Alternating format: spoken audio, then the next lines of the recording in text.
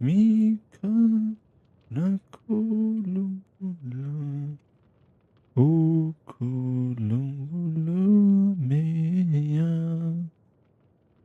Cynthia Cynthia Asti Surya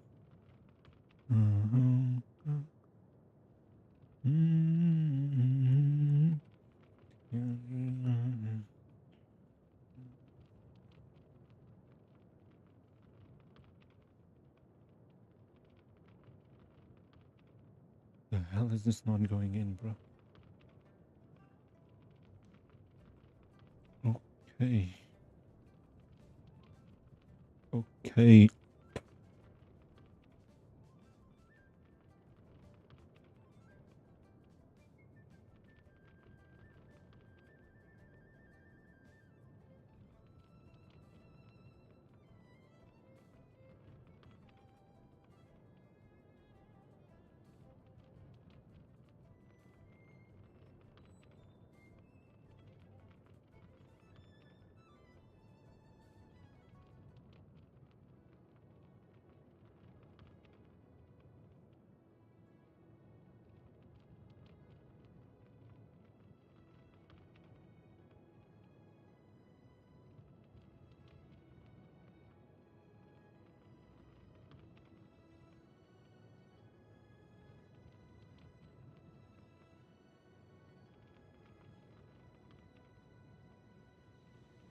Hello, hello, hello.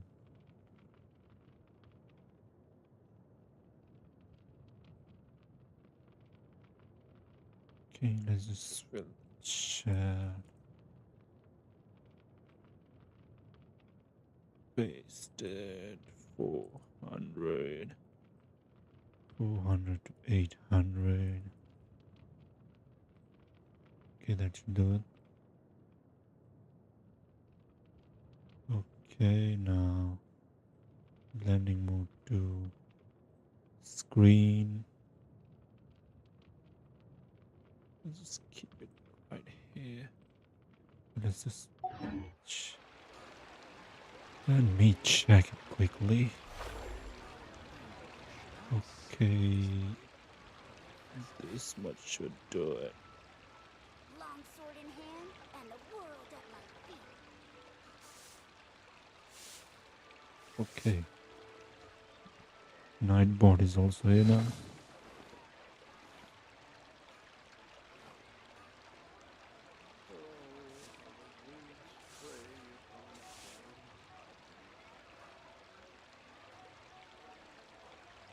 Okay, so welcome back, guys. Today, finally, we are going to play Luna 3 quest, that is new Archon quest. Let's see. Last time we left on Columbina and they talking. Let's just see what happens this time.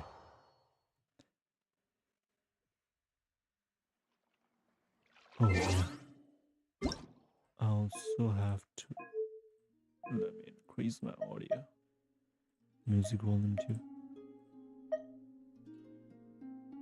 Paimon coming in! Paimon Okay, coming in! dialogue. Is this level okay? Can you hear Paimon? Let's go.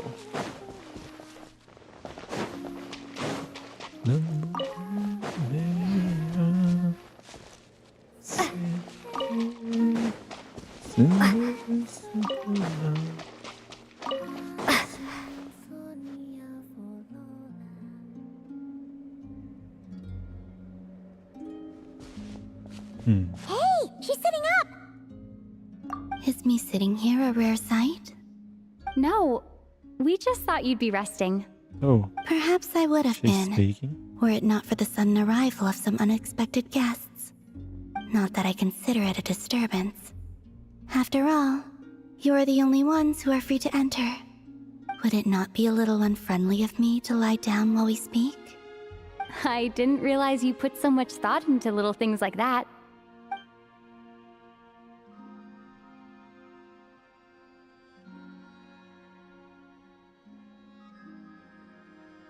Only sometimes.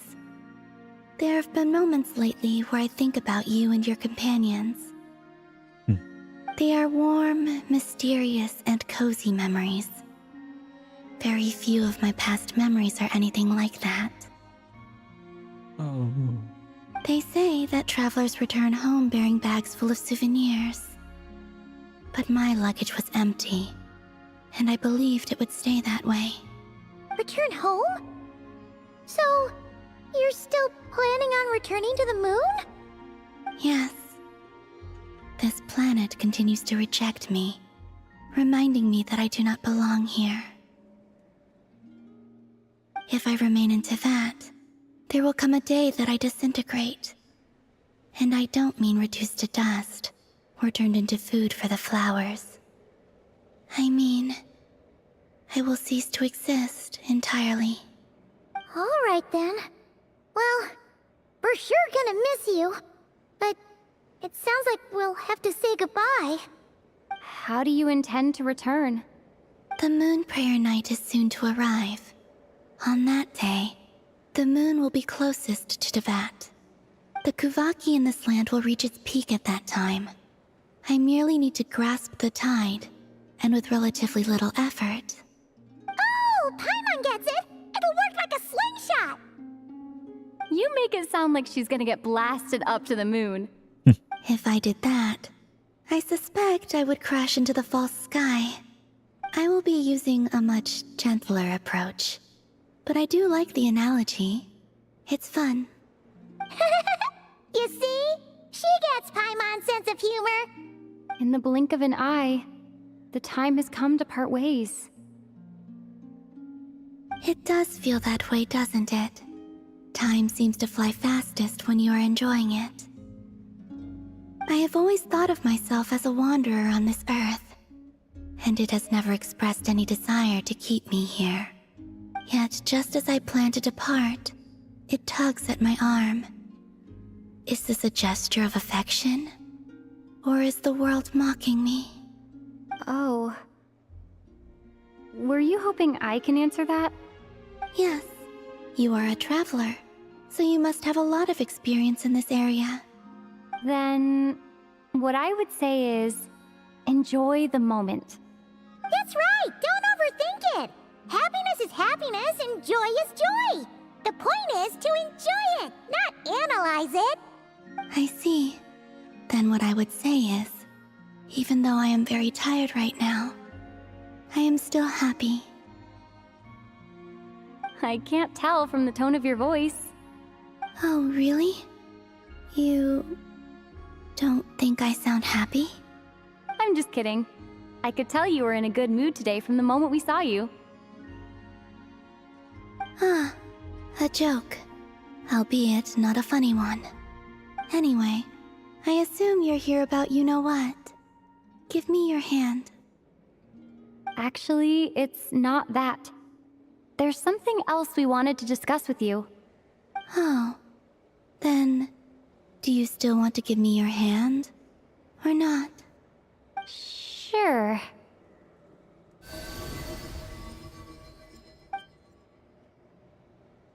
Thank you. So, I've heard that in the moon prayer nights of the past, people here would hold celebrations in the moon goddess's honor. Since you helped so much in our fight against the Reihir of Solnari, I think you deserve a farewell party before you return home. I haven't asked everyone else for their opinions on this yet, but I'd like to invite you to join the upcoming moon prayer night. I've never joined a moon prayer night before. I'm not sure what I would even do. Oh, don't worry about that! We take care of everything! All you need to do is show up. Of course, there's no need to force it if you're not feeling strong enough. It's just, this kind of felt like a golden opportunity. But they call me Kutar, and the Fatui have an arrest warrant out for me. I shouldn't appear in public right now.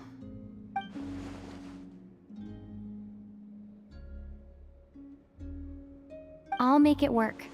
You have my word. Yeah, we got your back! Well, she does.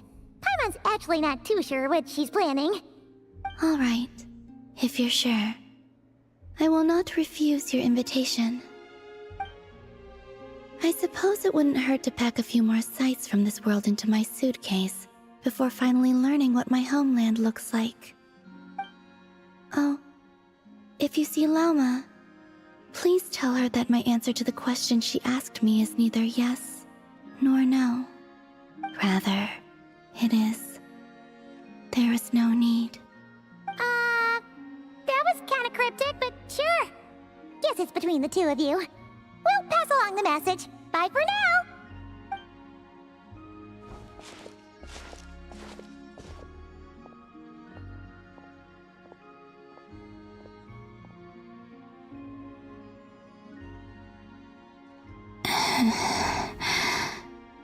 And also, I do not know.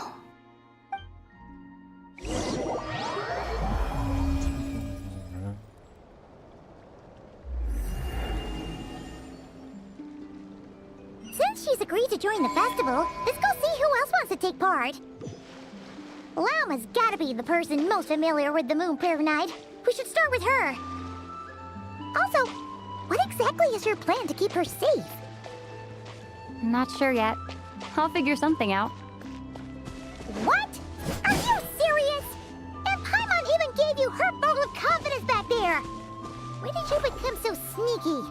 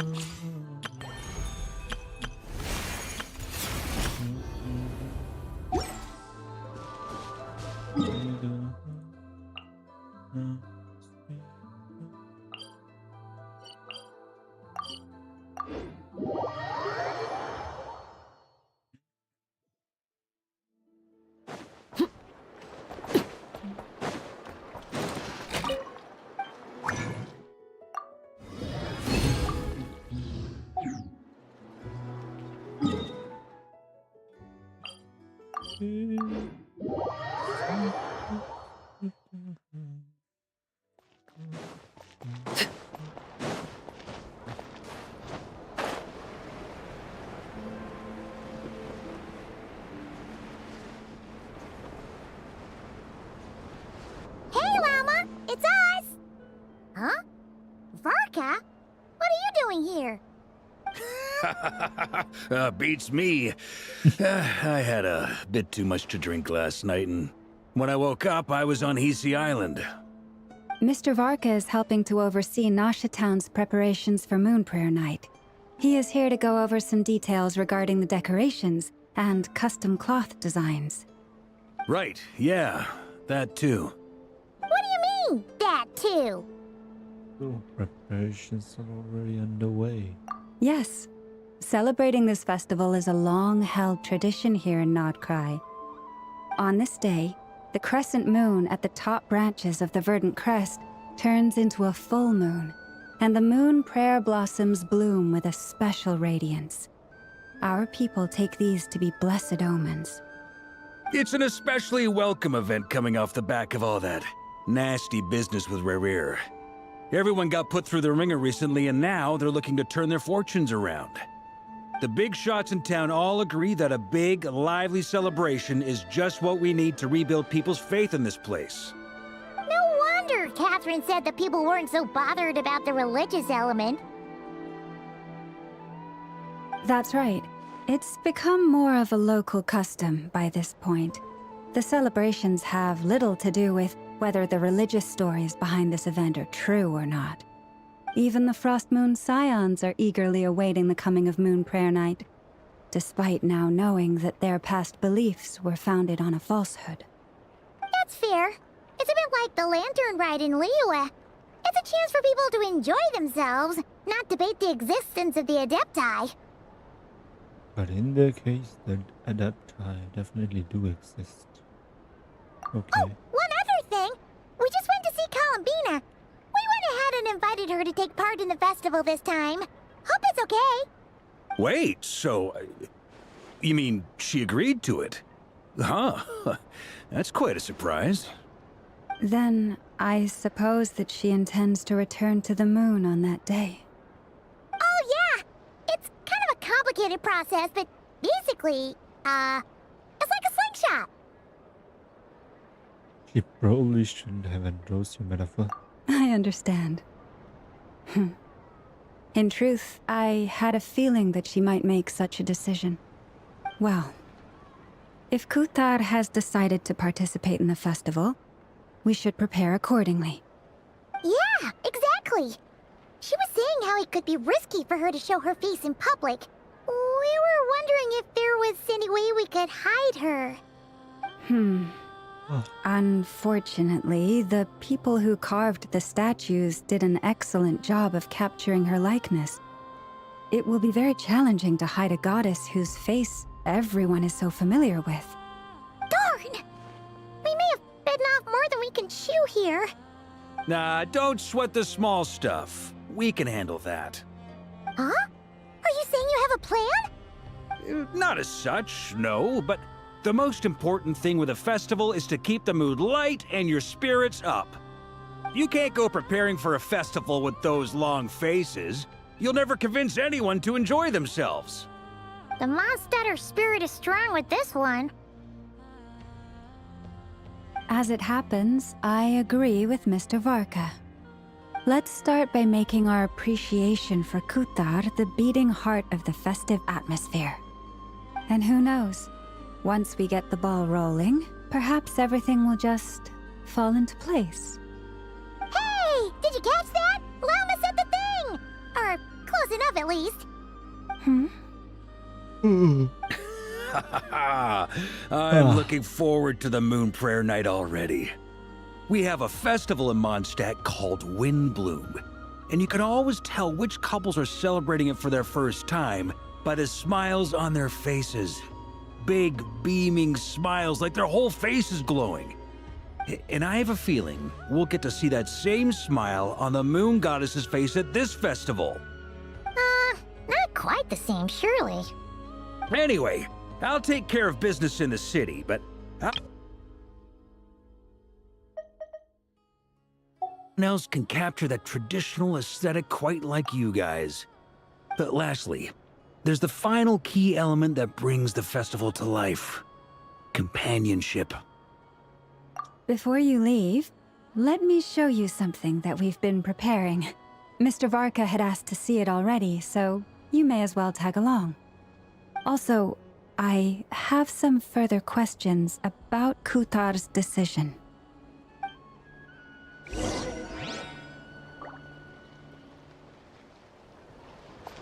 I'm the Nehvali king, fourth of the 11 Victory Harbingers. Huh? What's this? They sure look like they're having fun. I believe so. Kuhenki seem very skilled at playing drums like these, although I'm not sure where they learned it from. Maybe it's an innate talent? In their eyes, they're probably just playing with toys.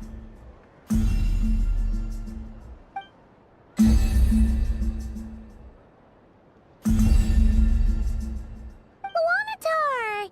You want to play too?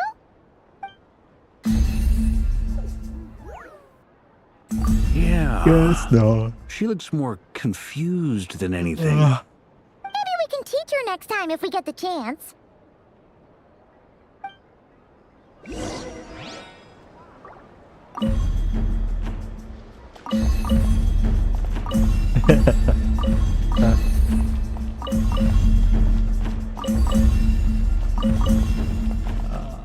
What are these floaty It's things? so fun, right? Moon veils. We hang them from buildings in the city during the festival. When you look at the sky through them, it creates a lovely misty effect.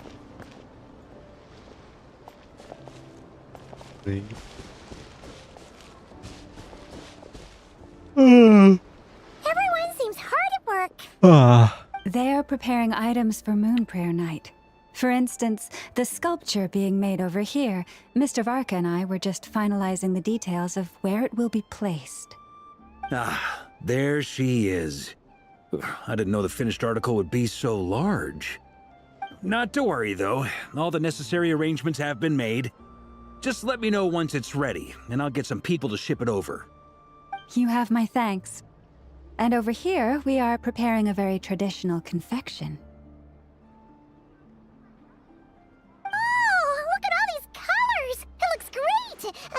Can Paimon try one? Of course. I have a feeling you'll like it a lot. You bet! Sweets and treats are Paimon's favorite! If you included those in the Feast of the Moon, I bet Paimon would have joined the Frost Moon Scions by now. There will also be verdant crests like this present in Nasha Town during the festival. The timing of Moon Prayer Night is not completely set in advance. We make a rough estimate, then observe the changes in the verdant crests and moon prayer blossoms to guide us. As such, the wait itself is a fun feature of this particular festival.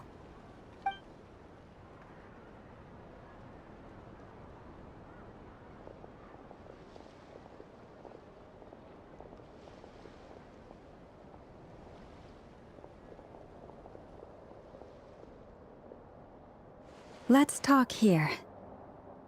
To tell the truth, I am very surprised to hear that Kutar is willing to participate in the festival. I once asked her if she'd be willing to stay with the Frost Moon Scions. I could introduce her to everyone, and we could be a family to one another. She did not answer, but she has not appeared here since. I took this to mean her answer was no, but if that were the case, she would not have accepted this invitation. Ah. I see. Maybe she is right. Maybe the Frost Moon Scions of today no longer need a moon goddess. But my wish was not for her to come here and be worshipped as a deity. I simply wanted to offer her a place to stay. I'm sure she believes that showing herself here might invite Fatui intervention, and as such, she does not wish to cause us trouble. But what really pains me about all this is that this is her birthplace. She ought to belong here, yet no one has been able to grant her shelter. I think I'm qualified to weigh in here. When someone's about to depart on a long trip, what they need is blessings, not burdens. We should wish her the best, not make the journey harder than it already is. Anyway, she's agreed to attend, hasn't she? All we need to do is simply respect her decision. I see your point. Yes, she will soon depart after all. Our job is to leave her with some happy memories. Besides, who's to say her journey to the moon is a one-way trip? It's not like she can't come back and visit if she wants, right? Paimon agrees wholeheartedly. Festivals are all about having fun, so let's keep it simple. All right, I'm gonna head back to Nasha Town soon. Want to come with? I'm guessing you have some other folks to visit there. Sure thing, let's go! Bye for now, Wilma! Thank you all. Goodbye.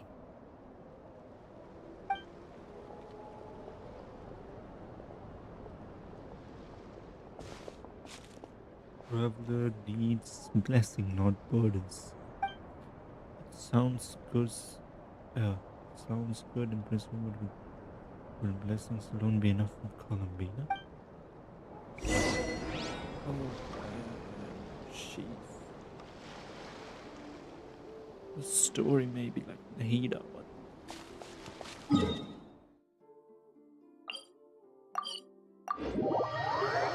Nahida's story I remember quite nicely. Huh? Hey, over there! It's Durin and Albedo with twins! What could they be chatting about?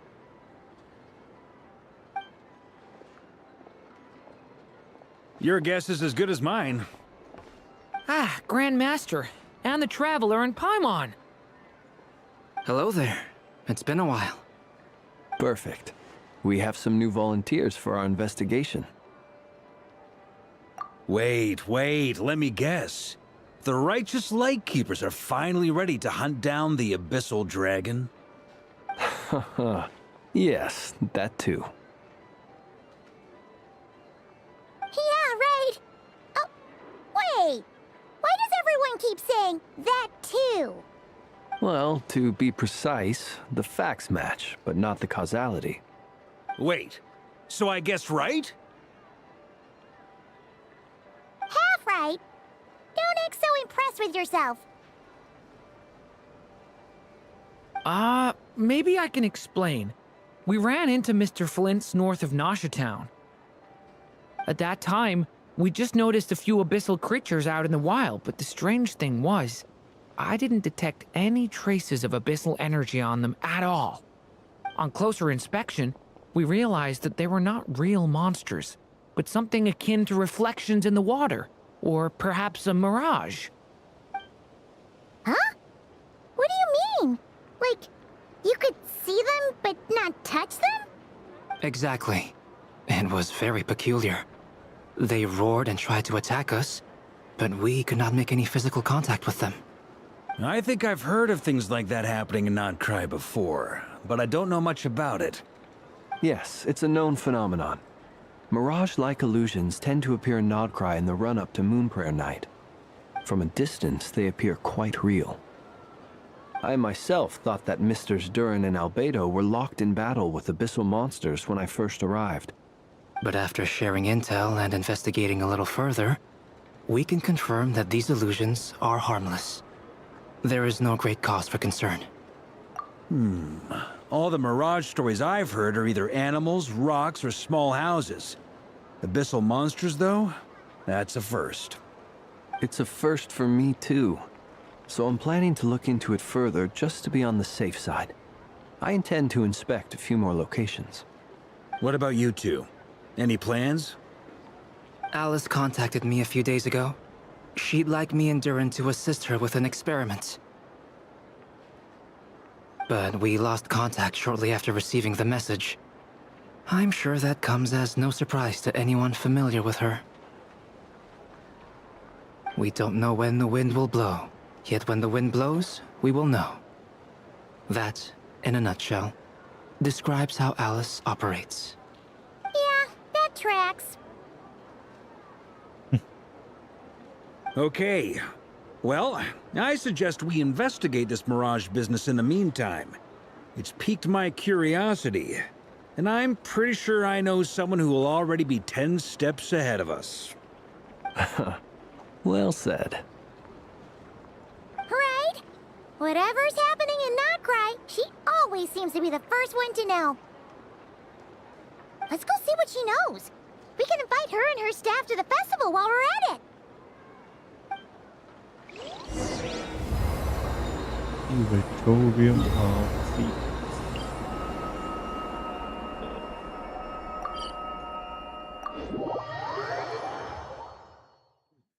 Okay.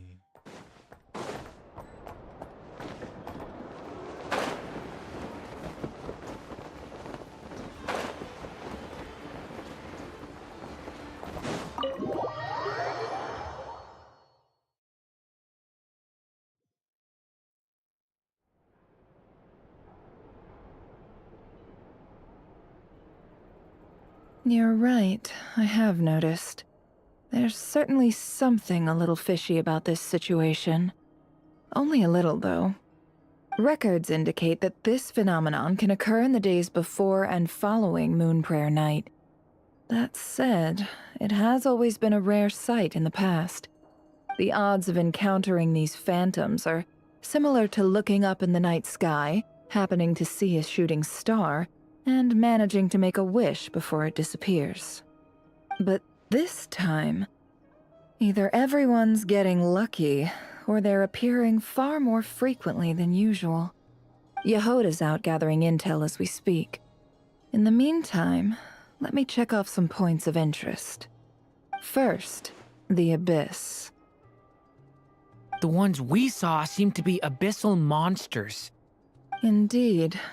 But we have identified one location where many more of them have made an appearance. And not just monsters, but human phantoms too. Given the scale and nature of the phantoms, it's almost as if someone's last memories are coming to life. Or perhaps the memories of multiple people. Oh. So you mean the phantom monsters are hunting down the phantom humans? Exactly. The phantoms can interact with each other, but we have no means of intervening. In addition, some of the human phantoms would seem to be from the very distant past. This is clear both from the clothing they wear and the stories they tell. They claim to be from Hyperborea, a name which I've heard from Lauma before. If this is true, it means they must be from 6,000 years ago. Did Paimon hear that right? 6,000 years? It sounds like this merits further exploration. That'd be a big help. I'll leave it with you, Albedo. My knowledge of ancient history is non-existent. I used to doze off every time the pre-Knights of Favonius era came up in class. It's quite a miracle that you were able to understand these phantoms' speech, given how long ago they lived. I suppose you're right. But I'll leave the archaeologists to ruminate over that conundrum.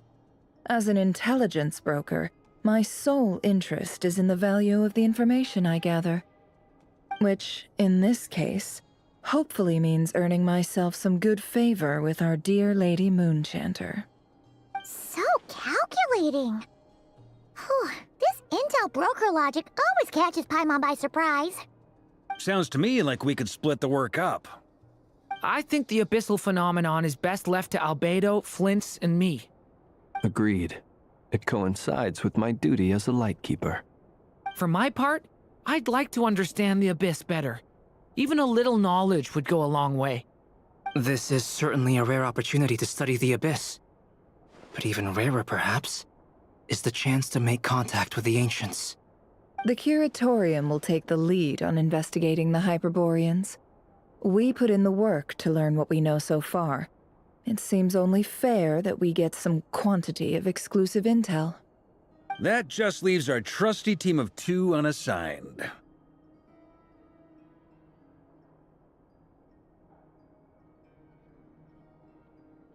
Since you became an honorary knight, of course. This was part of my grand plan all along. Ha ha ha! Oh yeah, by the way, we managed to convince Columbina to come to the Moon Prayer Night celebrations. Would you and Yehoda like to join too? She agreed to that? Huh. Quite an achievement. Never underestimate the traveler, I guess. I'd be happy to join. No point shutting myself inside when the streets are all decked out. I doubt any clients will be visiting during the festival in any case.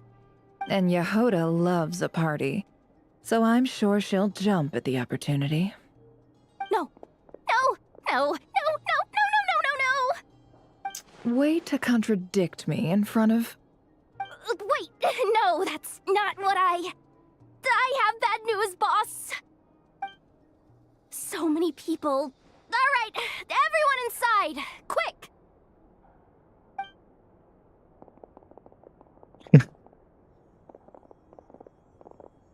This is gonna sound crazy, but hear me out. I saw one of those phantoms at Star Sand Shoal, and it was some sort of flying ship. Like a spaceship? That's gotta be the one you came to Tibet in. You said you saw the same thing through the moon marrow, right? Huh? You already know about it? Ugh, I thought I was gonna blow people's minds. Turns out I'm the last to find out. Wait, back up. You came here in a spaceship? Now my mind is blown! What's it like on the inside? Was it like flying through space? I want to know everything! Yep, exactly. Huge discovery. You're the best, second best intel broker in the world. After your boss, of course. Wow. Really? I don't know if I'm all that, but... I guess that decides where we're heading next. Come on, don't look at me like that. I know the spaceship doesn't have anything to do with me, but you don't want to leave me as the only one twiddling my thumbs, do you? Please? Fair enough. You can tag along. In that case, let's meet back here to discuss our findings once we're done. I wish everyone a productive investigation. You too.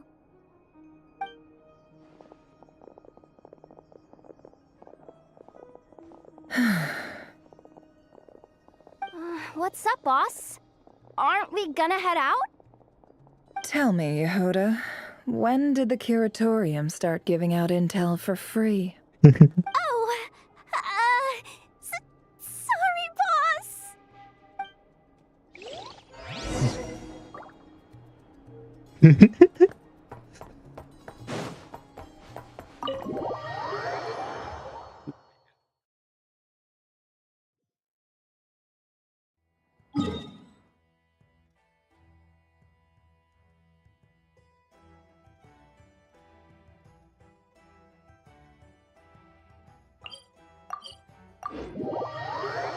Das and Shoal.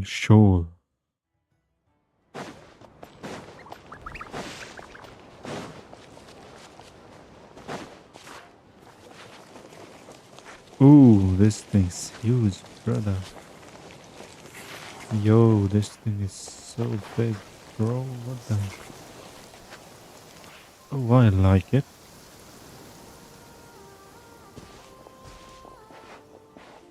Wow, what do you know? Yehoda was right on the money. This Phantom really is your spaceship. But that's so weird. Why would it show up here? Is it some kind of projection? Or a ghost? Like, maybe it no longer exists. But somehow it left an afterimage? Ah, you're already here. Miss Lauma, what a surprise. I thought you were busy with festival preparations. I was, until one of our people informed me that a strange sight had appeared at Starsand Shoal. No one's ever seen something quite like this before. I thought I should see it for myself. Same here. Oh, so we heard that these things appear around the festival period. Any idea why that is? Unfortunately not. We have very limited information about them, since they can't be interacted with. And no human phantoms have ever made an appearance before now. The most we've been able to deduce is that these sightings appear to be connected to the increase in Kuvaki energy around this time. Yeah, seems like that's all we can do. This is all so confusing. Allow me to lend you a hand.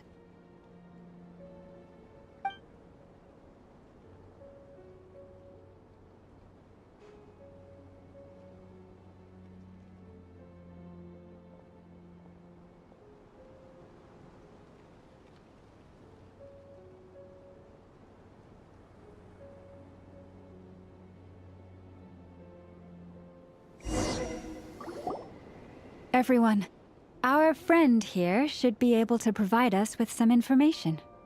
Is that a phantom Rhymehorn deer? I've heard about how the Frost Moon Scions live in harmony with the animals and can even communicate with them. That's coming in handy now, for sure. Okay. Yes, I understand. Then how about this?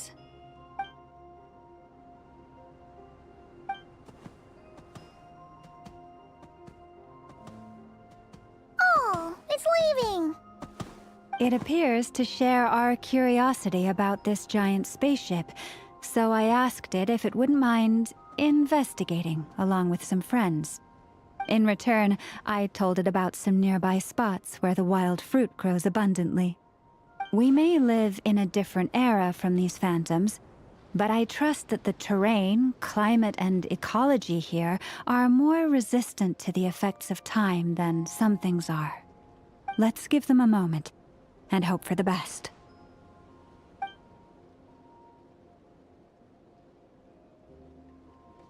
All back together. Must have been a lot of fruit. Indeed.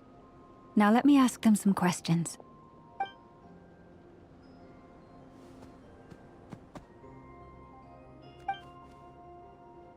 It did find a lot of wild fruit, enough for them to feast for a long while. This puffin circled in the air several times, but didn't spot anything out of the ordinary. Certainly nothing to do with the spaceship. Huh. Well, it definitely makes sense to get a bird's eye view. Indeed. Other than that, I was also thinking that the world these phantoms see is also different from ours. Oh, I get what you mean. The wild fruit exist in both times and spaces, but there might also be things that only exist in that space-time, which we can't see. Good point. Great thinking, Llama. Blunthorn rhinos can use kuvaki to shift great rocks, but this one says it couldn't get that ship to budge by even an inch.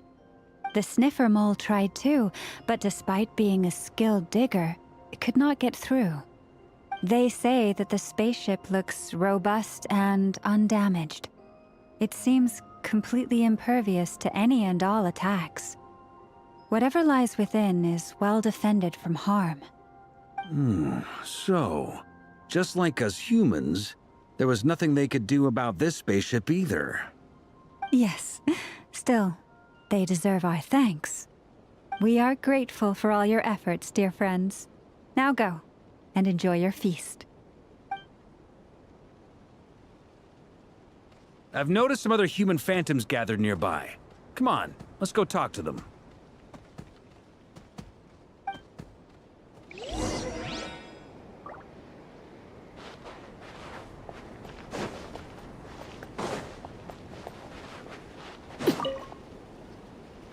What is this thing? I've never seen it move, and there's no way to get inside. Goodness knows. My grandpa says it's been sitting here at least since his grandpa was still alive. What about his grandpa? Did he say anything to your grandpa's grandpa about it? Huh? I don't know. In all likelihood, it was here back then too. Hard to imagine something this huge could move. Guess that means that as far as they're concerned, this ship's been around a long time.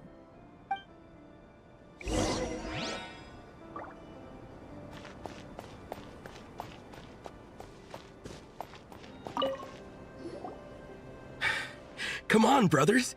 If we can get even a small chunk off of this thing, it's gotta be worth a fortune. Today is the day we strike it rich. Huh? You mean Paimon? Yes, brother, I shall join you. Let's make our fortune. We should go with them. What the? This thing is crazy tough. I can't even scratch it. What's it made of? Sorry, brother. Looks like we'll have to seek our fortunes elsewhere. Enjoying yourself? I was just seeing if I could influence this phantom's perception by playing. But nope, no dice.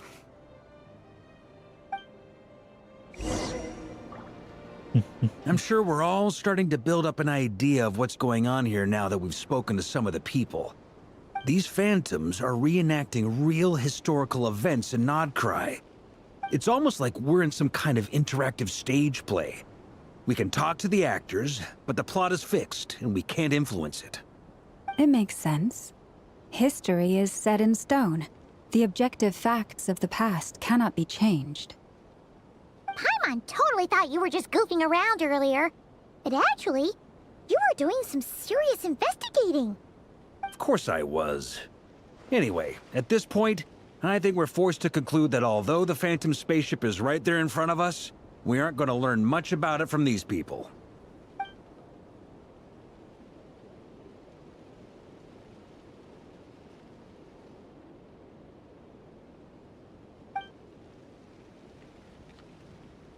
Indeed, I might have found out who and where they were headed. But no such luck. All what's seen in is an arbitrary moment in time.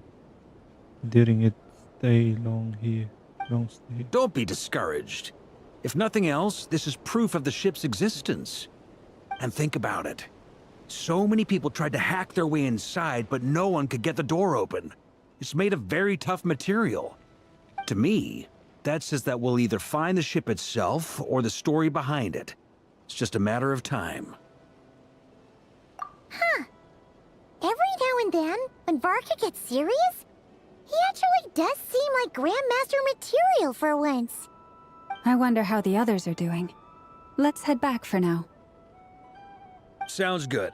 Also, drinks are on me if Team Knights of Favonius is the first to finish. Wait, we have a team name now? Am I in Team Knights of Favonius as well? You're very welcome to join. We've even got a cathedral ready for you. Isn't that technically blasphemy?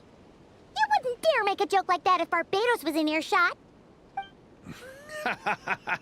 Nah, I'm sure Barbados doesn't mind a little harmless blasphemy once in a while.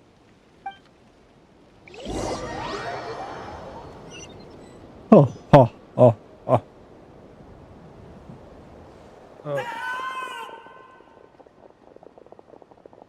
Oh, no! Get away! Oh.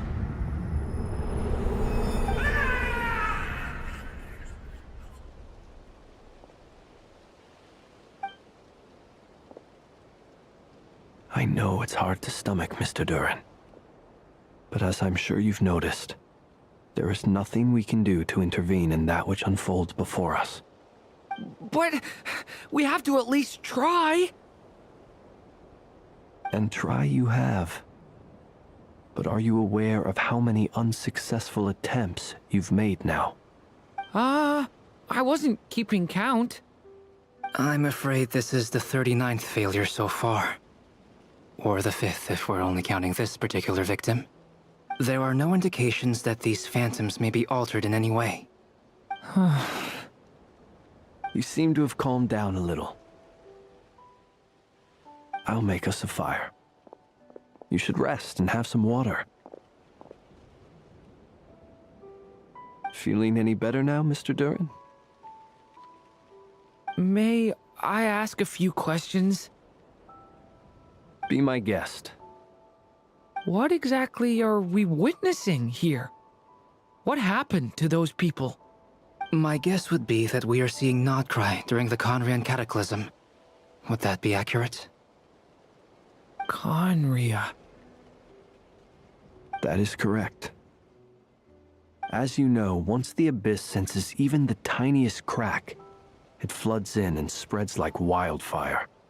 There was a time in the distant past when it permeated all of Nodcry, causing immeasurable harm. The people paid a terrible price to heal this land. Then, 500 years ago, the whole of Teyvat suffered an abyssal disaster. Once more, Nodcry was dealt a devastating blow. I see. In the face of the abyssal onslaught, all were like grains of sand tossed around by a tidal wave. Be they human, fae, or god. The moment you witnessed is but one drop in a whole ocean of catastrophe. All right. I guess that answers my second question, too. I wanted to know why there's nothing I could do to help them, and that's because what we are seeing is history. That would be my guess as well. As I understand it, history and fate are not all that dissimilar. The latter may be unseen to us, but both are immutable. Yes. Fate was determined long, long ago. I still have a couple of other questions for you, Mr. Flint's. You mentioned more than one abyssal disaster that has struck this land in the past. How can you be sure that what we're seeing is from the Conrian incident? And also, how are you able to stay so calm when you're talking about these events? From everything I know about you, you're not cold or ruthless, and you're not indifferent to the suffering of others. Alas, I am forced to show my age. I must be 600 or 700 years old by human measure. Wait, so you... One is not easily moved by history when one has witnessed the truth firsthand. I'm sorry. You needn't apologize. Your passion is a good thing to have. Treasure it, because someday you may find it in terribly short supply. Now, at the risk of offending you, I have a question in return. Your curiosity toward the Abyss, is it born from hatred or because you sense its call? I only ask because I kept a fragment of Rarir's body in my lantern for a short time. Specifically, his heart. So I know what a burden it can be to carry the Abyss with you. And I hear its power growling from somewhere within you. In my eyes, your mere existence is a miracle. My honest answer is... I don't know.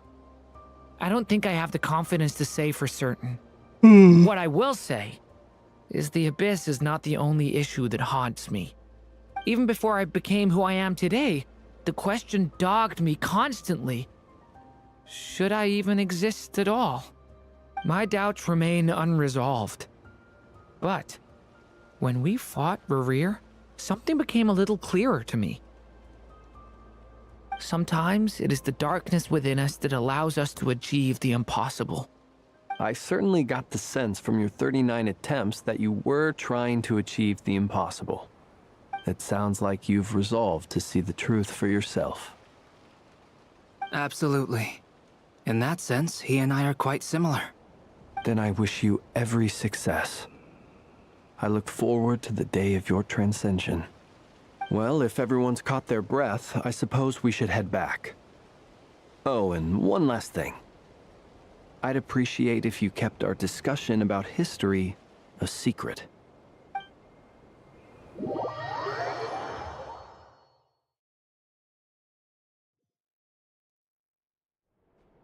Incredibly, our separate investigations led us all to the same conclusion. Hooray for consensus! Yeah, but we barely learned anything, though. I totally thought this would be the mother lode. Talking with the ancients? I mean, come on! But nope. All we got was useless snippets of conversation. And all this stuff about moons and hyperopia. What a load of baloney. Seems like people back then had a few screws loose. I understand your frustration. We found the same issue. Each phantom only showed a very brief moment in time. There isn't much value to be found in these miscellaneous fragments of a civilization's history, no matter how glorious it may have been. If there's a silver lining, it's that these phantoms are harmless to the present reality. They shouldn't get in the way of the festivities. Paimon agrees. And not just because it's the first thing she understood in this whole conversation. You look disappointed, Nefer. Is something the matter? What do you think?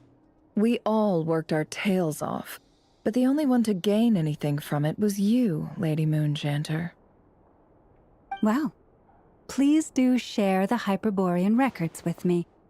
I will gladly inscribe them in our people's documents. Oh, duh! Yeah! That was it! Hyperborea! Hyperborea. I'm serious. Only an expert in the Frostmoon Scions and their history can turn these records into valuable research material. The alternative is to let them gather dust on the Curatorium's storage shelves until the pages turn yellow. Nefer, you're wise enough to know that cooperating and sharing the profits is the best course of action here. Well, that goes without saying. Sure, let's do that. Huh? But didn't you say we aren't supposed to give out intel for free? Sorry. Shutting up. Now is not a good time to push Nefer's buttons.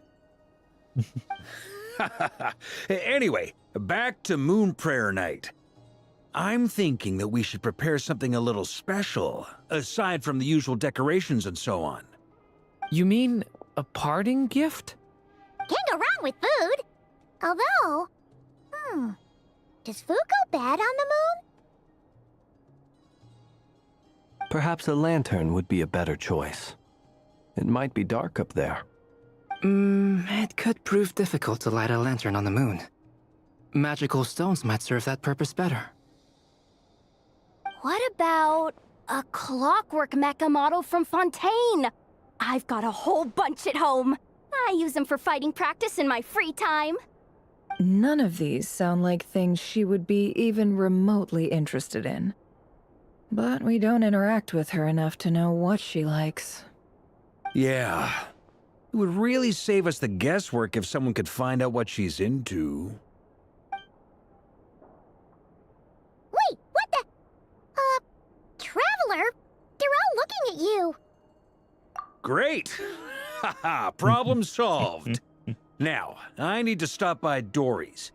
Gonna need her help sourcing a bunch of stuff for the festival. Then let's leave it there for now. We all have our own business to attend to. Traveler, if you find out what Kutar likes, let us know right away.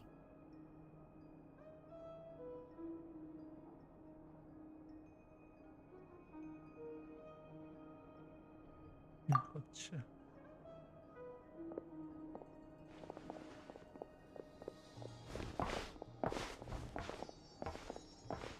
Is something the matter? I'm fine.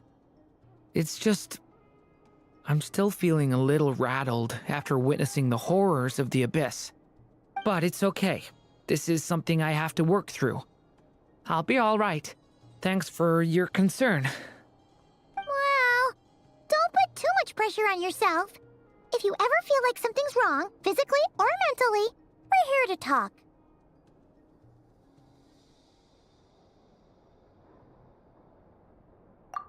Come on. Stop treating me like a kid.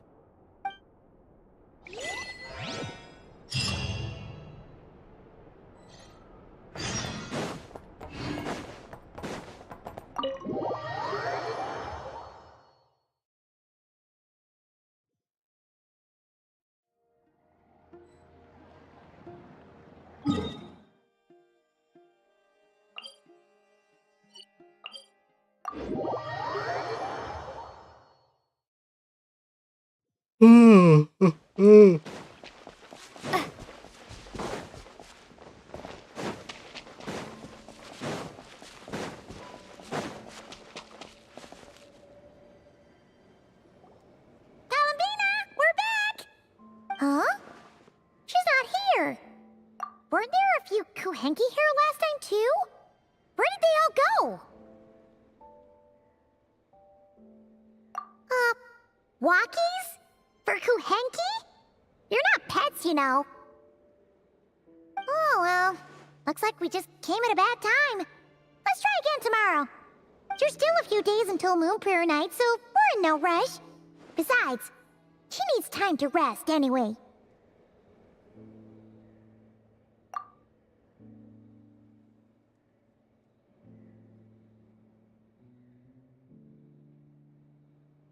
Kalamina! Are you back yet? Oh, how strange. Looks like she still isn't here. Right? It's not like her to spend so much time outside. Especially since she's worried about attracting unwanted attention. What about Luonatar? Luonatar, you there? Hey! Do you know where Kalambina went? Sorry, didn't understand. But if you know where she is, could you take us to her?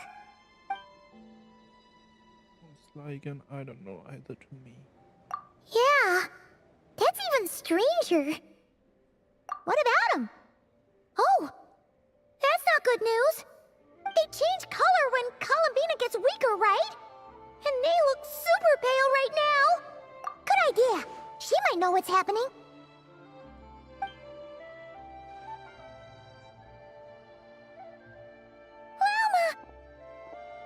Ah, it's you. How is Kutar? Is she okay? No, she hasn't. I came here to check on her after I noticed the flowers had changed color. Based on past precedent, she must be very weak right now. Even getting up to walk would be a struggle. It seems unlikely that she wandered off outside. Not to mention that she doesn't do that at the best of times either. So yeah, this is super weird. No. Very few people are in the know about Kutar's whereabouts. And if anyone suspicious had visited, they'd have left some sort of evidence. Come on, let's go to Nasha Town. If anyone has seen her, someone there will know about it. It's not Cry's information hub after all. Makes sense. Let's go!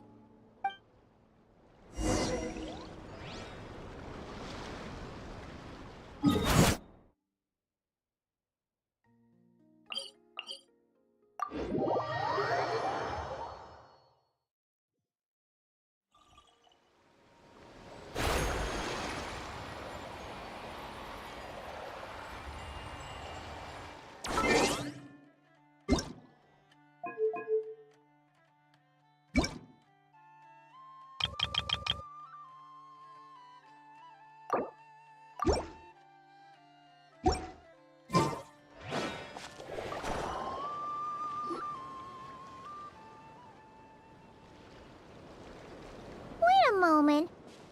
Is it just Paimon, or is this stall kind of suspicious? It's never been here before, right? No, I don't recognize it. Alas, your free and easy adventure time is over. Now, prepare to face the final boss of Nod Cry. Whoa! Where'd that voice come from? Not sure, but it's definitely hostile. No, no, no, not that way. The final boss is right here. The sniffer mole? That's the final boss? Surely not. Also, Okay, the jig is up. I'll stop teasing you. Turn around. I'm right behind you. It seems I've managed to leave quite an indelible impression, even though you've never seen my face. Ah, nothing could make a great mage more pleased with herself. Wait, what? The camera handling? It is nice. Great adventure, Dodo King, defender of all Mondstadt. But most importantly, mother of the most adorable Klee.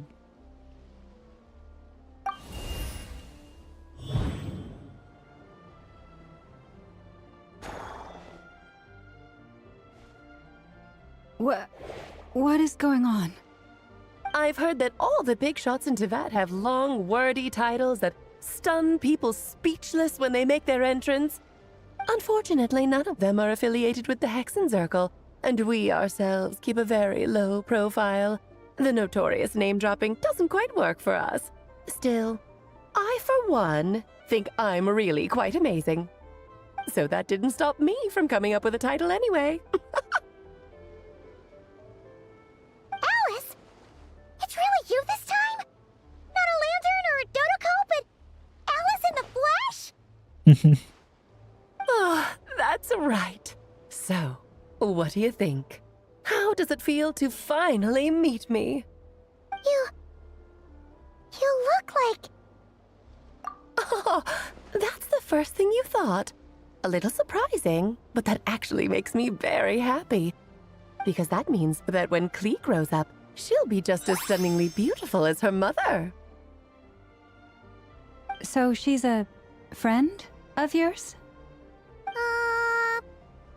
Kind of. This is actually the first time we've seen her in person. I see. Madam Mage, that was, quite a powerful entrance. I certainly won't be forgetting it anytime soon. It's okay, Lauma, don't force it. Paimon will do the honors. This is Alice from the Hexenzirkel. She's a friend of ours. And of Arcus, too. That's right. She's a good person, just kinda... unpredictable. Well, what is the human heart if not unpredictable? Hmm? If we could not do as we please, how would we differ from machines? I am Lauma. Moon Chanter of the Frost Moon Scions. It is a pleasure to meet you. Oh, I know. Before you got here, I spent a good, 15 minutes getting up to speed on Nodcry's present situation. In other words, I've read the whole in the last episode part, so we can skip the pleasantries. Fair enough. Well, Miss Alice, I can already tell that you have quite a unique personality. He'll get used to it. Paimon sure is. So anyway, what are you doing in Nodcry, Alice? Oh, I thought I told you already. This time, I'm the final boss. And what a formidable foe I shall be. Powerful, confident, decisive, and good luck finding my weak spot. You will never succeed. Oh, drat! My one weakness, and you found it in an instant. Fate has been dealt a devastating blow. Thus falls the great Dodo King.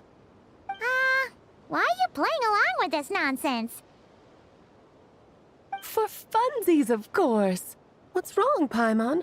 Are you disappointed in me? Am I a gigantic letdown? No, it's just... you seem like a busy lady. And this is the one time you've shown up in person. Paimon figured it would be for something more high stakes than just goofing around. You're quite right. I'm here in Nodcry because something big happened. Something big enough it caught the attention of the Hexen Circle. It concerns the 3 moons, Tevat's borders, and of course, the moon goddess you are currently searching for. Kind of. Why don't we discuss this over a pot of tea? My main reason for coming on this trip to Tevat was, of course, to have some fun. But I do technically have a job to do as well, namely, maintaining the stability of Tevat's borders. I'll skip over the complicated parts, but to sum it up, abyssal energies are all that lie beyond Tevat's border. We'd find ourselves in a real pickle if they ever made it through. And the phantoms you've been seeing are a sign that the border has been disturbed. No wonder they tend to show up around Moon Prayer Night. Is it because the real moon is now so close to us that its power can cross the border? In part, but only a negligible amount passes through. Just enough to influence the verdant crests and so on. And as you've noticed, there has been an unprecedented number of phantoms appearing this year. The influence of the moon beyond the border cannot explain this. No, there is another far greater factor at play. The trilunar syzygy. A trilunar syzygy. Eons ago, before the heavenly principles came to Tevat, it was the then 3 moon goddesses who controlled the laws of this world.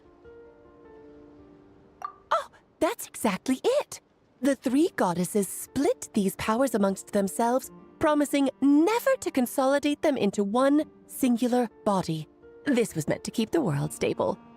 But, fast-forwarding to the present, the eternal moon's marrow is with you, while the iridescent moon's marrow, which should never have appeared in this world, has been retrieved. Add that to the presence of a moon goddess in the flesh and... the power of all 3 moons is gathered here in Nodcry. There hasn't been an event like this since the War of Funerary Flame. And it's having a noticeable effect on Tevat's borders. What about said borders, if I might ask? Because I wish to give my darling daughter a peaceful, sunny environment to grow up in. Is that a good enough reason? Kinda sounds like you're dodging the question, but it does make sense. Well, that's one reason anyway, and the most important one. The others are a little complicated to explain.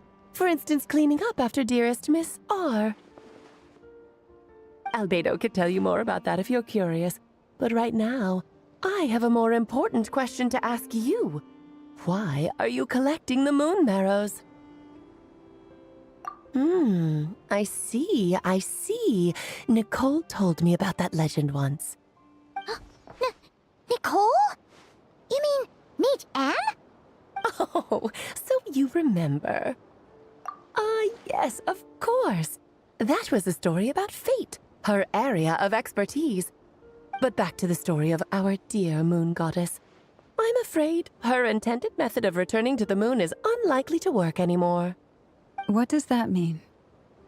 She may be missing, but she hasn't gone anywhere. She has disappeared. Huh?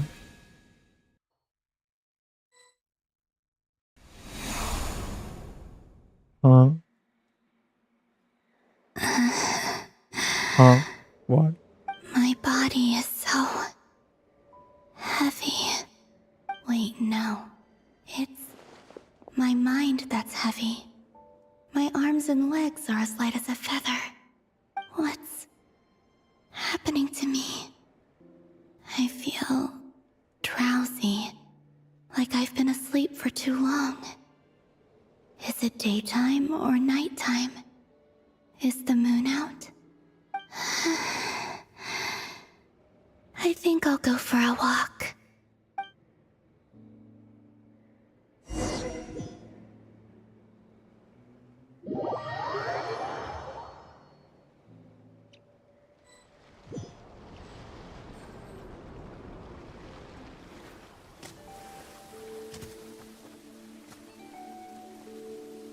Are you out for a walk too?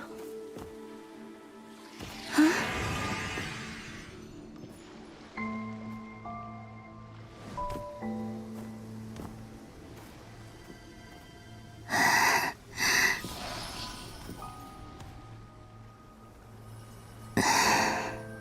The day has come at last.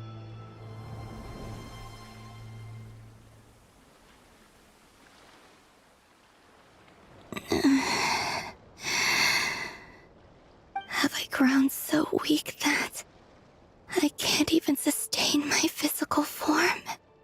But Moon Prayer Night is nearly here. I was so close to returning home. Death is near. Is this how it ends for me? Will I return to the moon after I disappear? Or...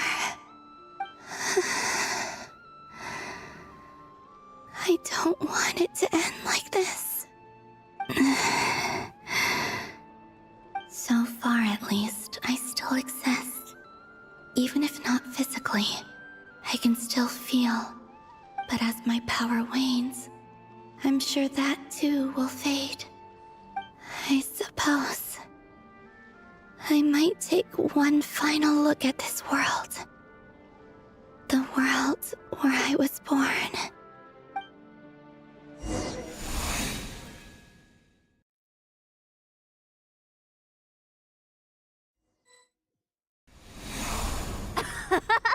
Come on! Come on! Wait for me! The Frost Moon Enclave. How much it has changed since I was born. These decorations, they're so heavy.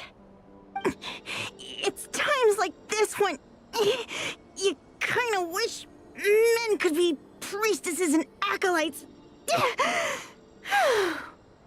How fascinating.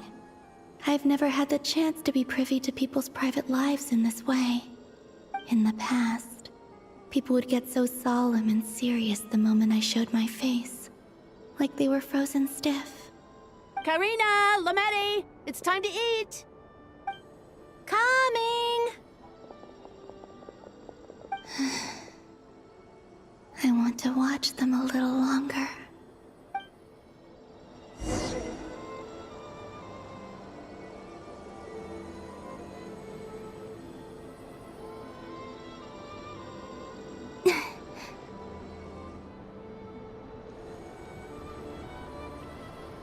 So just fill these balloons with air, right? Yep. Try a couple now to test things out. The rest can wait till Moon Prayer Night. Think fast.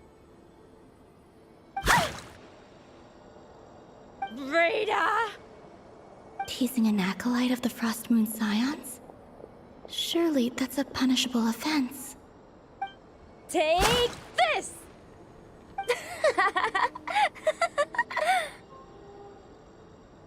Huh? enough horsing around. Lady Lauma gave us a task. We should get back to it. The task is just to check that the balloons don't leak, right? Doesn't matter if we fill them with air or water. Yeah. Okay, you got me there. And you got me there. But still, we can't use all the balloons before the festival even starts. We won't use all of them. And as long as Lady Lauma's trusted acolyte doesn't snitch, this can stay as a little secret between friends. A couple more can't do any harm, right? Oh, you menace. Then, think fast! Is pumping a balloon full of water really so much fun?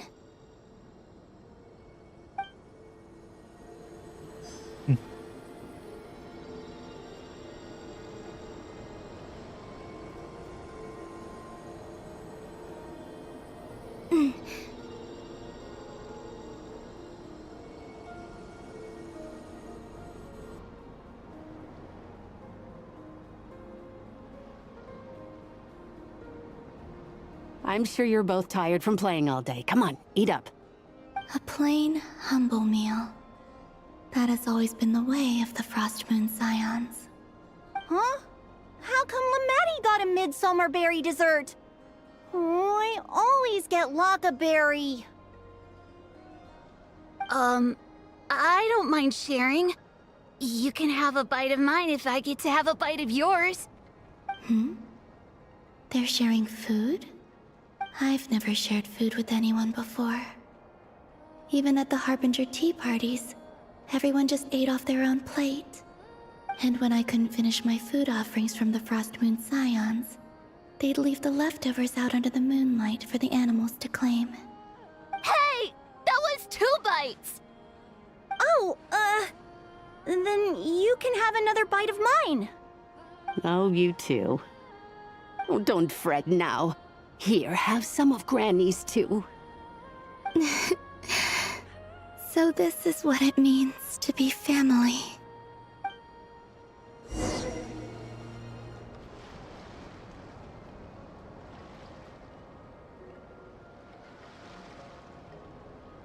I'm seeing so much that I'd never usually get to see. They'd never act like this when I was around. It's nice, being able to just watch people in peace in these final moments. What a rare opportunity. I think I'll go take a look around Nasha Town, too.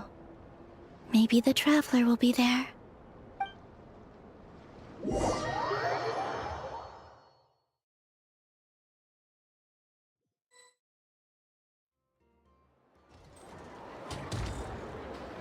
After the War of Funerary Flame, the Moon Goddesses were no longer recognized by Teyvat.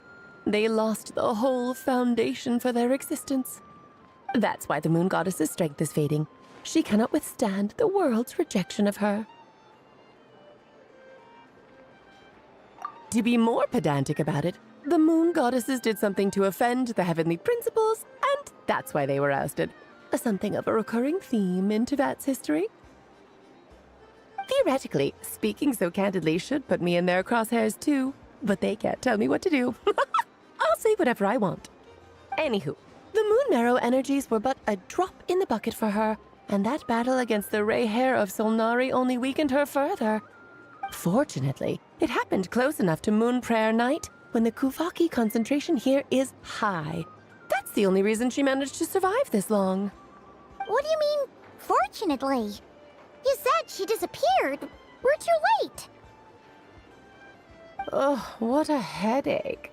I thought this was all common knowledge. I guess I have some more explaining to do. Okay, buckle up. It's time for another lecture.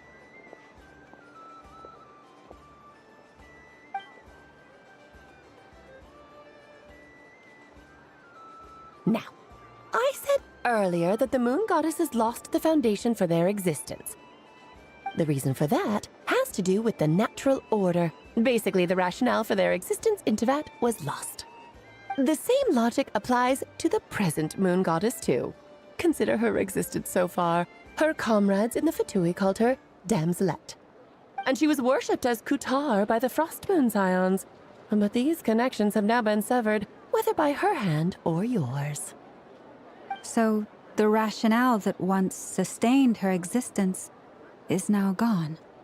Wait, we did that to her? Oh, well, strictly speaking, yes. But let's not start pointing fingers, shall we? I'll only end up as the big bad villain, and that's not the kind of final boss I want to be. Of course I do. I'm only the greatest mage in the whole entire world. Now, if you wish to find your moon goddess, there are two problems we need to solve. Firstly, we'll need to strengthen the connection between her and Tevat, at least enough to sustain her until Moon Prayer Night. Strengthen her connection. But does that mean I'll have to rally all the Frostmoon faithful behind this? I'm afraid a bygone faith and a former home won't be of any help to her now. Do you know her name? Her name? Oh, yes. Names are very important things. A name is a fundamental concept that anchors one's entire existence. Then your first job is to find it. As a moon goddess, I'm sure she must have a name she identifies with. Neither Columbina nor Kutar is her true name, and she's never really accepted either of them. So, finding out her real name is enough to sustain her existence? Yes, I know it sounds like a small step, but every journey begins that way. So for now, that's all we need to focus on. The second problem is with her plan to use the moon marrows to return to the moon. Unfortunately, piercing through the false sky will take an enormous amount of power. Given her current condition, she won't be able to provide anywhere near enough power, even if she recovers her physical form. But no need to fret. Nicole's the expert in this field, and I'm sure she'll figure something out. Wait, Mage N is going to help us out too? That means we've got 2 Hexacircle mages on the case. This is turning into a pretty big deal. Actually, this is more of a side quest for me. Like you said, I'm a busy lady, so I can't stay for too long. I'll have to return to Tevat's border soon. That's the upside you get for looking out for my little Klee. Hopefully that will incentivize you to carry on keeping her company in the future.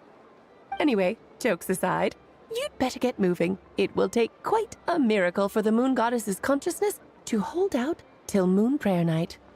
Oh, I suppose I might as well tell you where Nicole is before I leave. Off you go now. Time to meet your new friend. Oh, yes, and a little suggestion. Don't forget to mind your heads. What? I wonder how Durin's doing. I should really go see him before I head back. You really are super busy. I most certainly am. There's so many children I have to keep tabs on just in Mondstadt. Durin, Albedo, Venti, Varka. Klee didn't make the list, huh? Of course not. Klee is my pride and joy. I have no qualms about her, because she's the best child in the whole wide world. Yep. Klee's a little angel. I'm glad you agree. Well, all the best. See you when I see you.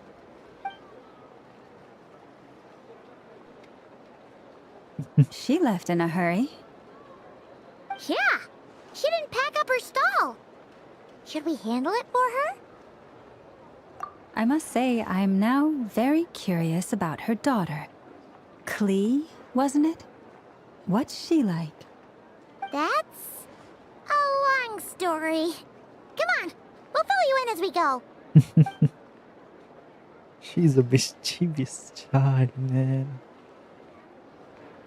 Cute, but dangerous. Curiosity leads to anything. Curiosity leads to anything, my God. What a lively place. I've never experienced Nasha Town like this before. Hey, you old geezer! Your ham is rusted through! Who are you calling old geezer? Are they quarreling? I'm looking right at him. You've really gone downhill since giving your daughter free rein in the workshop. Can you even swing a hammer anymore? It shouldn't take you days just to fix a single chair. You might as well use that hammer to massage my back for all the good it's doing. Don't run your mouth, or you'll get a back massage that'll put you in bed for the rest of your life. Look, the materials haven't arrived yet, all right? You know how busy it gets in the days before Moon Prayer Night. I'll bet you send all the materials to your little princess. Blood's always thicker than water, huh? All right, you've made your point, Uncle Koski. As soon as the materials arrive, fixing your chair will be the #1 priority. And Dad, if you've got time to chat, why don't you lend me a hand, See? Lolka knows what the score is. I guess they're friends. But the way they spoke to each other was so ugly. Then again, it wouldn't be the first time I've seen something like this. Columbina! Sing outside my door in the middle of the night one more time, and I'll unscrew your vocal cords. You hear me? Oh, Sandrone. So that was her way of trying to be friends with me. What a pity. I won't get the chance to say any ugly things in reply.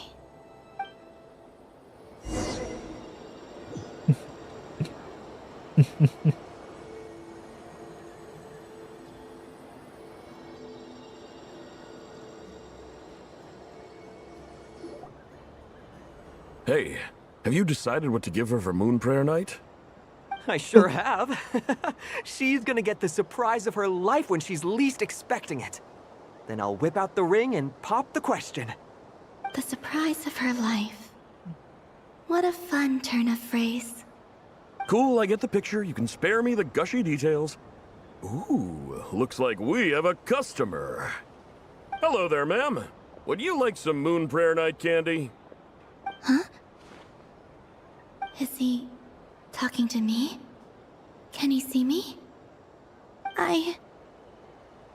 Here you go.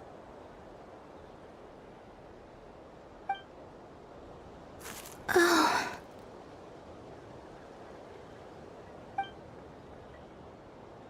Come back anytime.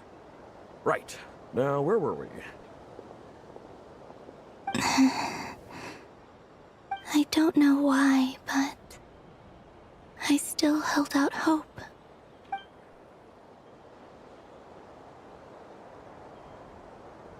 The most important thing right now is to find that mage. This name thing seems super important too, but where do we even start looking?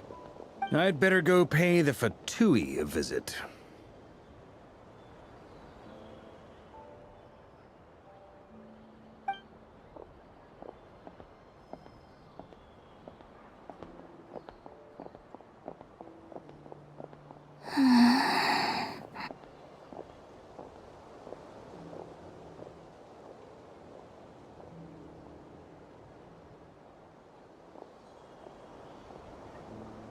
Columbina?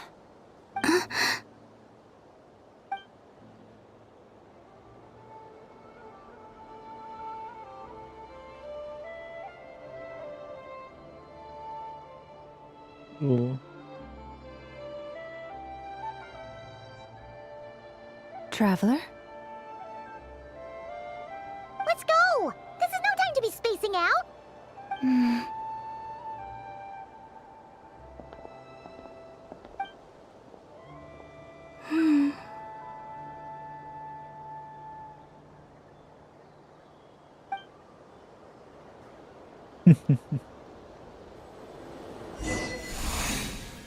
Maybe it's not so bad just quietly staying by the side like this.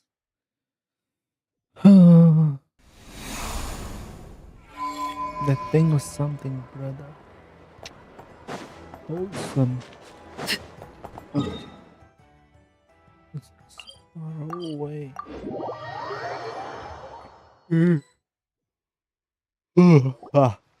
Where are they going? They mentioned a mage and a name? So, Mr. Varka, are you acquainted with this Nicole? Or should I call her Mage N? Not really. We've never met, though she has come up in conversation. From what I've gathered, Alice kinda took Nicole under her wing. Taught her how to speak in a more ladylike fashion, that kind of thing. Huh. Hard to imagine Alice as an etiquette coach. Yeah, Alice is a larger-than-life personality, I'll give you that. But then again, that's why she's able to draw such an eclectic mix of people into her inner circle. If I remember correctly, being an interesting person is actually one of her main entry requirements. So, if you ever wanted to join the Hexenzirkel, I'm sure you'd both be eligible to apply. Hey! Don't go around making promises on Alice's behalf. I wouldn't dare. I'm just trying to paint a picture of the Hexenzirkel for you. Okay, sure. Anyway, since none of us have ever met Nicole, how are we supposed to find her? We can't just go up to every woman in sight and ask, "Hey, are you Nicole?" Maybe something she's wearing will give it away? Like a windbloom pinned to her chest or something. Wait a minute. Alice never said Nicole was from Mondstadt. Oh, true. What about a D-set? That would be... this young lady, then?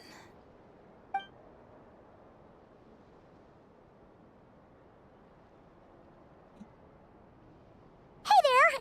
Sorry to disturb you, but... are you Miss Nicole?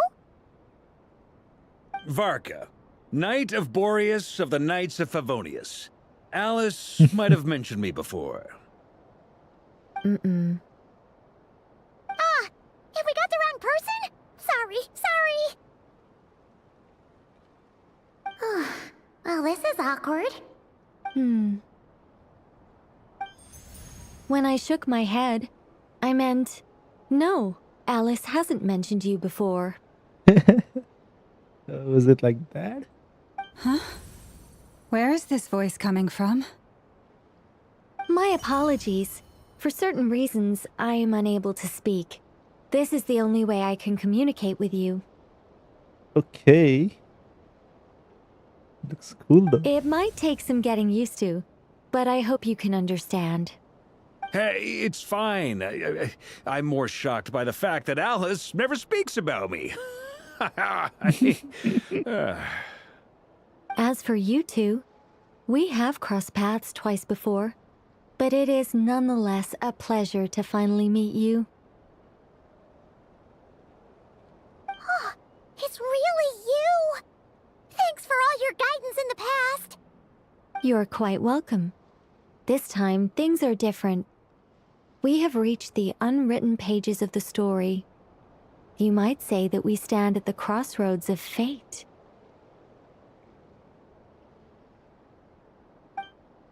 Now then, allow me to formally introduce myself. My name is... No, stop! Alice! I can't believe it! Wait, I wanted to see that, man. What the hell? No. I had a whole speech prepared. I'd agonized over every single word. She always picks the worst moments to ruin other people's plans. I'm so sorry about that. Alice took the liberty of devising some bespoke self-introduction magic for each member of the Hexenzirkel. But I could have sworn I deleted all of the triggering conditions for it. How did it bypass everything? Oh gosh, this is so embarrassing. This is a very different side of Nicole than what we're used to. Is she not used to face-to-face interactions? Don't worry about it. We've seen that introduction magic once already, so it wasn't too much of a shock. Please go on, Miss Nicole. We'd love to hear what you have to say, or, well, communicate. Huh? Are they talking to this lady? But... will you all promise to forget that horrendously embarrassing introduction? Sorry, embarrassing. When? Among the words that got out now, I saw. Yes, my name is Nicole, and I am one of a very few angels who have retained both their preferred form and their power. The Traveler and Paimon should be no strangers to this concept. There is another of our kind in Natlan. They call her the Lord of the Night. Alright! Paimon remembers her! Yes. Well, I have retained more of my power than she. It's because I don't have a long-term duty to fulfill. To be more specific, no. We'll be here all day if I get into the specifics. Moving on. If I'm not mistaken, you are here because you wish to learn how one might reach the moon beyond the sky. That's right. Is that something you can give us any guidance on? Yes, I do know a way. It began with the Hyperboreans, who lived after the War of Funerary Flame. Blank looks. Maybe I should start with the background of the war. Or maybe not. It shouldn't be an issue. I'll fill in the gaps for you when we have more What's time. Columbina doing, Anyway, brother? after that war ended, the three moons retreated to beyond the false sky. The Hyperboreans were humans I once aided. They accepted the civilization and creations bestowed upon them by the angels. But despite accepting many blessings of the angels, many among them still held on to their faith in the moons. They were reluctant to accept the new order. Even after the War of Funerary Flame, they sought to contact the moon goddesses beyond the sky and receive their guidance. But all three had passed away by that point.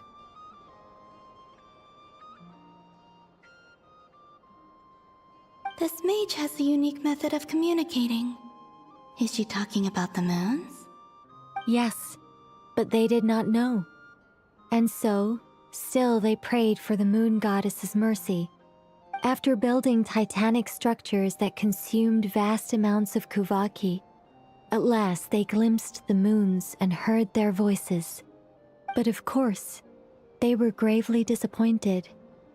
For it was then that they realized the three moon goddesses were dead. Oh, that's such a sad story. It is.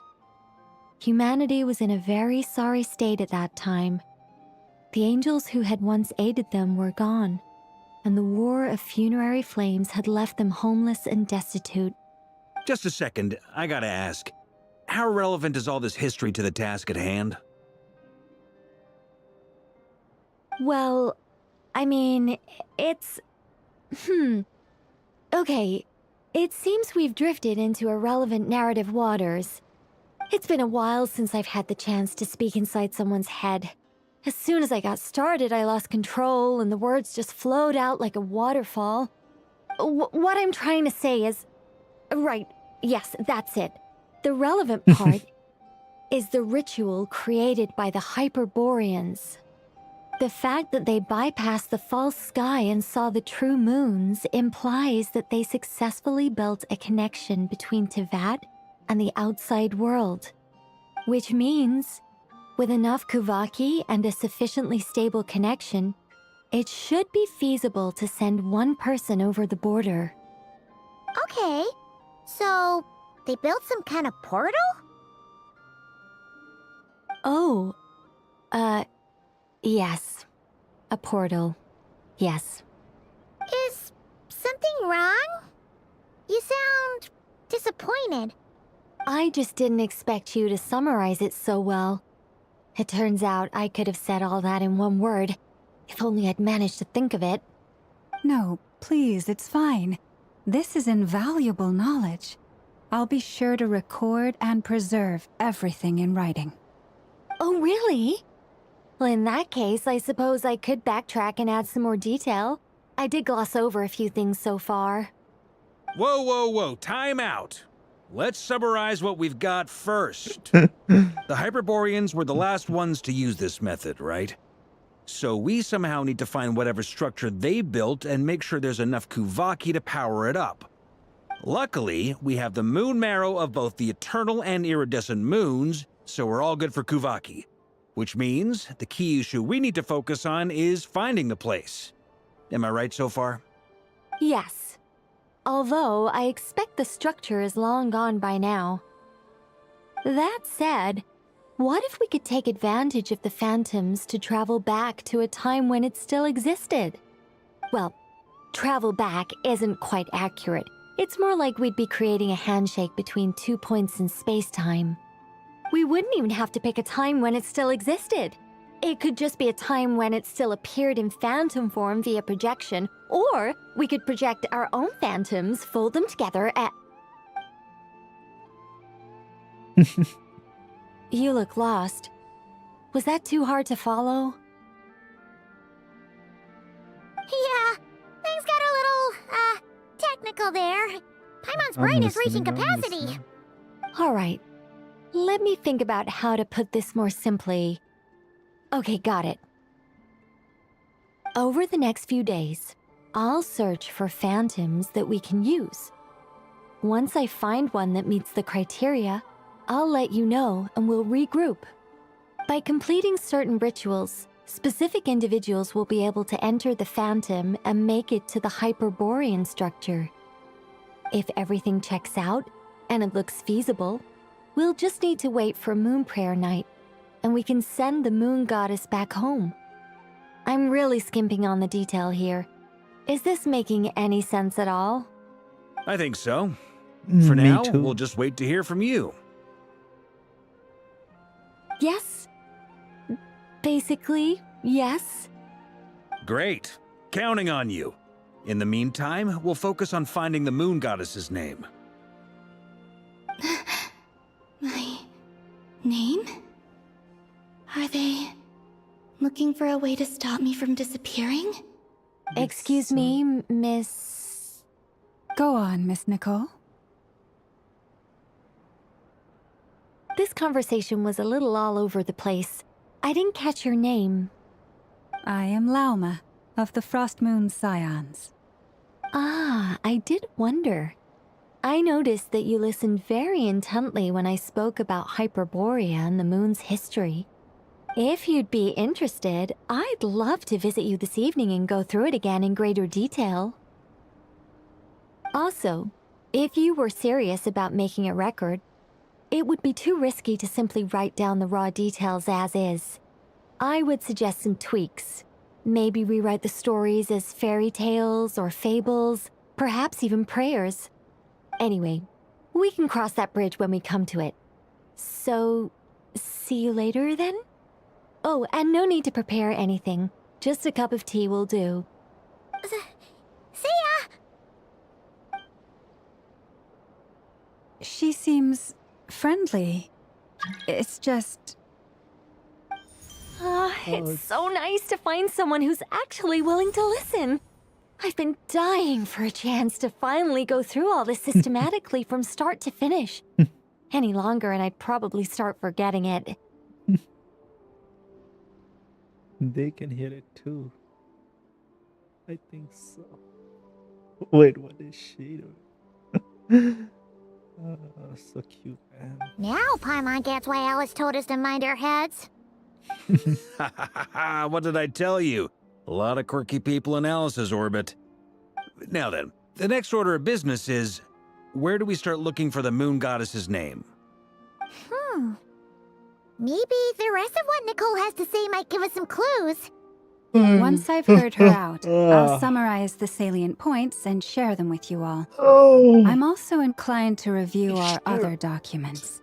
Yes, our faith was first established by our Hyperborean ancestors, but many of the more factually accurate records are from after Kutar's birth. I have a bunch name. Oh, I have a hunch that the Fatui might know something too. Sounds like we're gonna follow Columbina's journey through Devat, huh? In that case, we'll start by heading to the Frost Moon Enclave. Sounds like a plan. Take this with you. I'll see about getting in touch with the Fatui. It'll probably just be Arlecchino and Sandroni again. They're the only ones who would want to help. Thank you, Mr. Varka. I'm the knave, Arlecchino, fourth of the 11 Fatui Don't mention it. harbingers. Honestly, I'm more comfortable dealing with the Fatui than prying into the details of a young lady's childhood. Catch you later. I should follow them, just in case there's some way that I can help. Let's go. I'm the knave, Arlecchino, fourth of the 11 Fatui harbingers.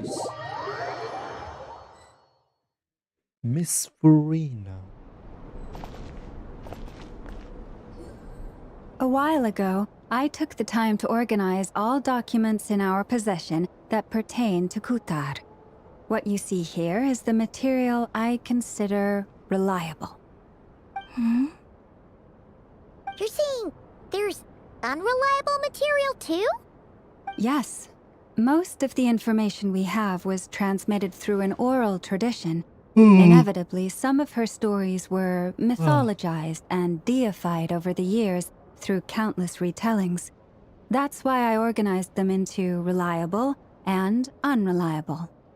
There's no sense seeking answers in history unless we can ensure the veracity of the historical record. Makes sense. Alright, let's take a look through. Clear and concise would be one way to describe the writing styles of these historical records. But you could just as easily describe them as terse and dry. And since Loma already knows the material like the back of her hand, the quest to find any new information in these texts is tough going. Almost all these records refer to Kutar instead of Columbina. Although neither of those is her real name. Paimon's not sure what point she's trying to make. What we can gather from these records is that the Frost Moon Scions worshipped her as a god, placing impossible expectations upon her. I cannot fault them for their earnest faith, but for all their devotion, worshipping her day in, day out changed nothing. I imagine that none of it resonated with Columbina. It wouldn't surprise me if, even back then, she had already begun to reject the name Kutar and everything it represented. Lama speaks the truth. When I heard them call upon Kutar with hope and expectation in their voices, they may as well have been calling upon somebody else.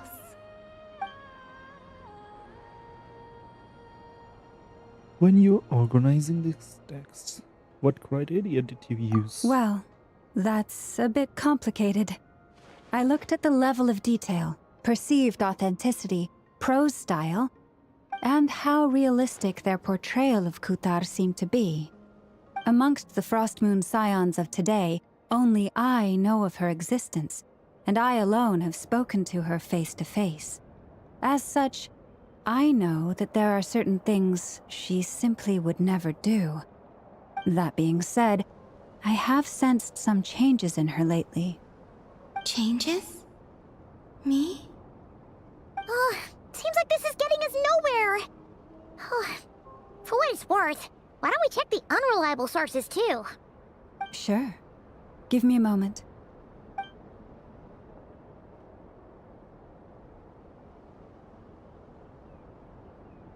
Exerting but a fraction of her divine might, Kutar sheared a great mass from the snow-capped mountain and cast it into the sea, upon whose surface shone the mirror image of the moon. Thus was formed the island of Hisi. Yeah, right. That doesn't even begin to pass the sniff test. The 3 moons are not but lies through and through. Only one moon has ever shone for us, and Kutar is her name.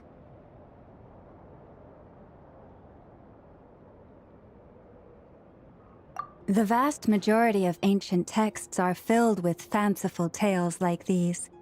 I trust you understand my criteria a little better now. Kutar did not speak, merely gazing into the distance in silence. And where her gaze landed, this was her prophecy.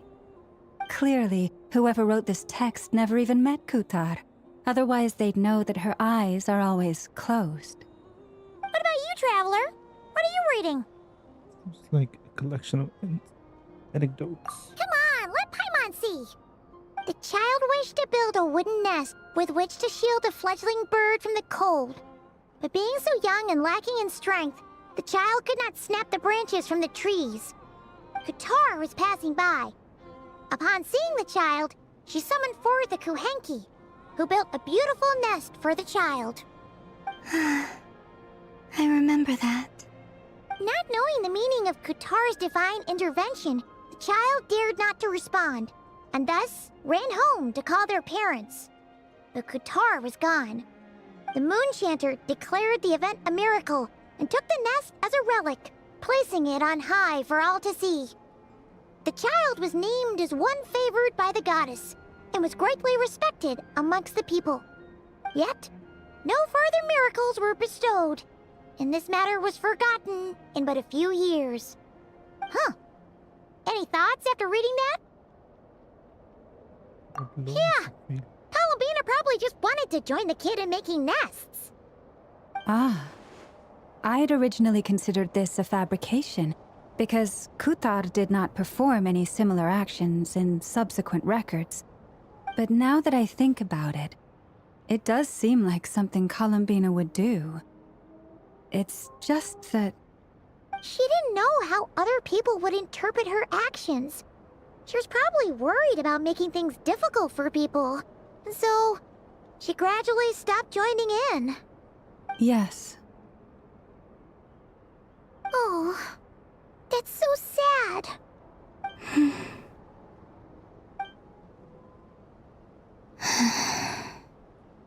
And now, I can make no such gestures of warmth, even if I want to.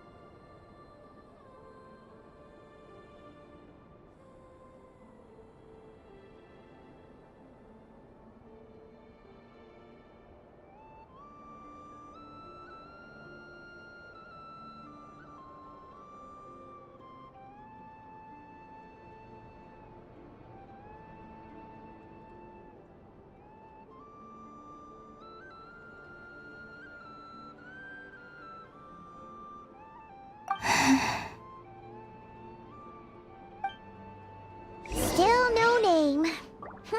That's a bit of a shame. But we did learn some interesting stories. That's gotta count for something. Barca said he was gonna set up a meeting with Arlecchino and Centrone, right? Let's go back to Nasha Town and see how he's doing.